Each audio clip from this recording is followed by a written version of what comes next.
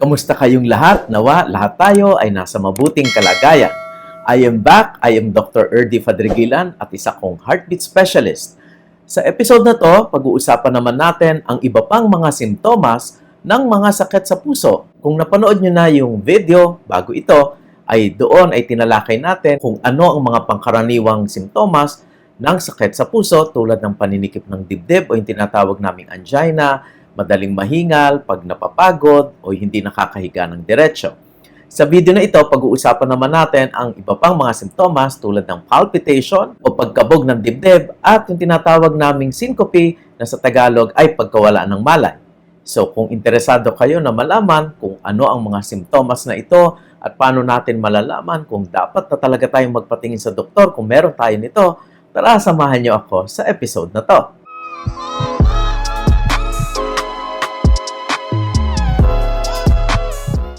Pangkaraniwan ay hindi natin nararamdaman ang tibok ng ating puso kasi ito ay tinatawag na automatic at autonomous. Ibig sabihin nun, merong mga parts ng ating katawan na nagpapatibok ng ating puso automatically at hindi natin ito kailangang isipin. At hindi natin ito nararamdaman, pero pag ito ay atin ang naramdaman yung tibok ng ating puso, tulad ng parang mabilis, parang nag-skip o kumakabog yung dibdib, o yung iba naman, sinasabi nila na parang kinakabahan, yon ay ang mga tinatawag na description o mga iba't ibang klase ng palpitation. Ang palpitation o yung nararamdaman ang tibok ng puso ay pwede namang normal kasi pwede itong mangyari. For example, pag tayo ay nag-exercise kasi bumibilis at lumalakas ang tibok ng ating puso, kaya natin ito nararamdaman, o kaya naman ay biglang tayong natakot o kinabahan, kaya bumibilis din ang tibok ng ating puso at ito ay ating nararamdaman. Yung tibok ng puso, pag nakikita yung special someone, pwede rin naman yun, di ba? Sinasabi nga nila, when your heart skips a beat. Pero may mga palpitation na dapat nating pagtuunan ng pansin kasi sila ay abnormal. Ano ang mga klase ng palpitation na ito? Ito ay yung nararamdaman ang tibok ng puso dahil sa sakit sa puso at pangkaraniwan dahil ito sa abnormalidad sa heartbeat o sa tibok ng puso. Ano nga ba yung mga red flag signals na aming sinasabi na dapat alam natin kung tayo ay may palpitation? Yung mga okay na palpitation, ito yung mga sandalian lang, usually few seconds or few minutes. Pero yung palpitations na tumatagal more than that, o kaya naman lalo na pag ito ay tumatagal ng more than 30 minutes, kung ang karakter ng palpitation ay irregular, yung biglang tumutulin, ay isa ito sa mga tinatawag naming red flag signals na dapat ito ay patignan niya sa inyong mga doktor. Sa iba't ibang pulso sa ating katawan, ang pinakamadaling kuhanin ay nasa ating kamay o sa ating braso. Dalawa sila, isa yung radial tapos isa yung ulnar pulse. Sa dalawa, kinukuhanan namin ay usually ay ang radial pulse. So paano ba natin ito makikita sa ating katawan? Pag ipapalabas niyo yung inyong litid, no? Ito yung tendons na patungo sa mga daliri, ay makikita niyo yan sa bandang gitna. At sa gilid niyan, dito ang radial at dito ang ulnar ay inyo itong makakapa. So subukan natin yung gawin sa pamamagitan ng paggamit ng ating hintuturo saka ng ating middle finger. Ilalagay lang natin yung ating dalawang daliri sa ibabaw ng radial pulse kung ito ay nasaan. At unti-unti nating itong ididiin hanggang atin nang maramdaman ang ating pulso. Dapat ito ay may tama lamang na diin kasi pag sobrang magaan ay hindi natin ito mararamdaman at pag sobrang namang madiin ay mababarahan natin ang pulso at hindi rin natin ito mararamdaman. Kaya yung tamang diin, pwede naman niyang i-practice, didiinan nyo muna tapos unti-unti nyong i-release or gagaanan hanggang ito ay inyong maramdaman. Pag naramdaman nyo na ito, tumingin lang sa relo, tapos bilangin ang inyong pulso. Ang normal na pulso, pag tayo ay nagpapahinga, ay usually nasa 50 or 50 hanggang 100. Pag ito ay mas mababa sa 50, ito ay tinatawag ng bradycardia, at pag ito naman ay mas mataas sa 100, ay tinatawag na itong tachycardia. Although by convention, 60 yung cut-off, pero kinukonsider na rin na normal ngayon na hanggang bumaba ito ng 50 beats per minute. Ang isa pang karakteristik ng isang normal na puso ay meron itong regular na rhythm. Regular ang pattern nito at hindi yung biglang tutulin, biglang bibilis o parang humihinto. Ito ay tuloy-tuloy at regular ang kanyang ritmo.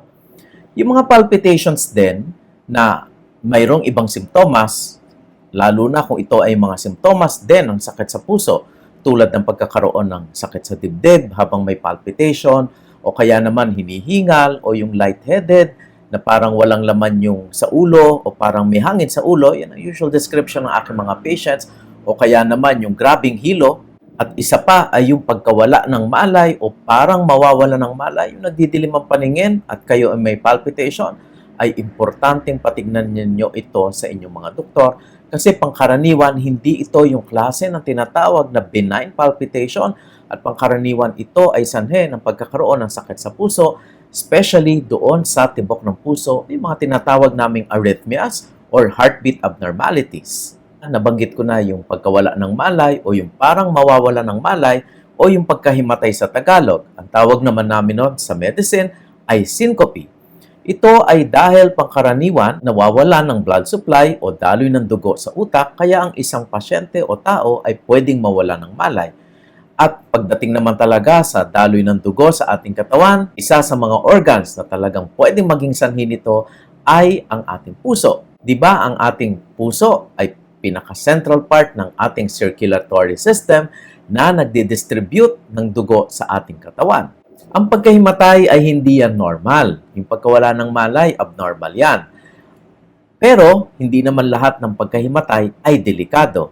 Sa aming mga doctors, ang kailangan namin tignan sa mga tao o pasyente na ang kanilang reklamo ay nawawalan sila ng malay, ay alamin kung ano ang sanhi nito at kung ito ay yung delikado na klase ba, na pwedeng malagay ang buhay nila sa panganib, o ito naman yung tinatawag naming benign na kahit nahihimatay ay siguradong gigising ang patient. Doon sa benign, ang pinakamadalas ay ang tinatawag naming vasovagal syncope at ito ay na-discuss ko na doon sa isang video na ginawa ko dati na ang pamagat niya ay ang dahilan ng madalas sa sanhi ng himatay.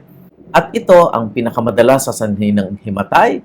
Ito ay benign lang. Ang mga pasyenteng may vasovagal syncope, kahit sila ay nahimatay, ay siguradong gigising. Hindi sila at risk or hindi mataas ang tsansa na magkaroon sila ng heart attack o kaya naman ng stroke o malagay sa panganib ang kanilang buhay kahit sila ay nahimatay. Sa isang banda naman, ang tinatawag namin na delikado na uri ng himatay ay himatay dahil sa sakit sa puso. Ito yung mga sakit na pwedeng makaapekto sa tibok ng puso.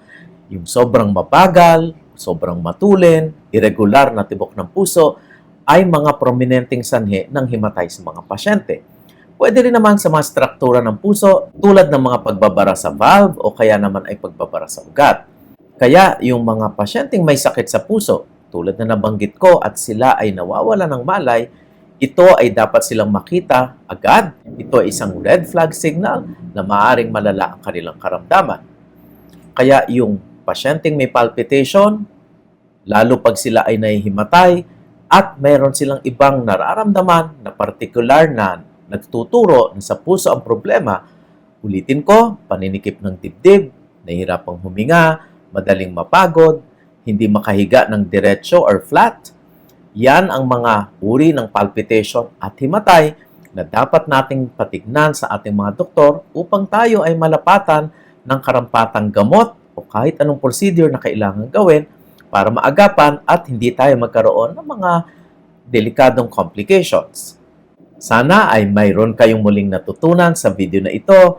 If it's not too much to ask, i-like nyo na rin ang video na ito at share nyo ito sa inyong mga kakilala, kaibigan, kamag-anak na sa tingin ninyo ay makikinabang sa mga ganitong uri ng kaalaman. And mag-subscribe na rin kayo sa channel na to. I will see you next time!